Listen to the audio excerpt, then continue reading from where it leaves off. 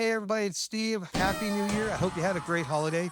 This video is about the 10 essential items that you want to have in your utility kit that goes in your emergency kit.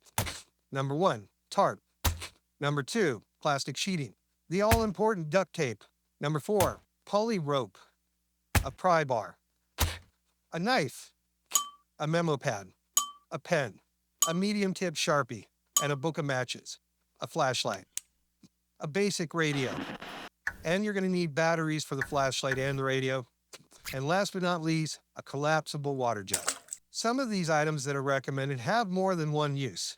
For example, a tarp can be used as an emergency roof patch, temporary shelter, a rain collector, or even as an emergency stretcher. Plastic sheeting can be used to cover broken out windows or even make a makeshift poncho. Poly rope can be used to make a temporary shelter or even make a leash or a collar for your pet. Duct tape.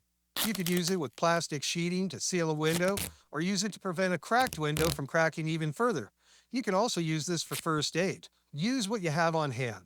Now, if I didn't have this knife, I would have been fine with something like this. If you've purchased some items for your utility kit, think about it before you buy it. Strike a balance between something that's really cheap and something that's expensive. Take, for example, this radio. This only costs $17. This more sophisticated NOAA digital all-weather radio costs way more.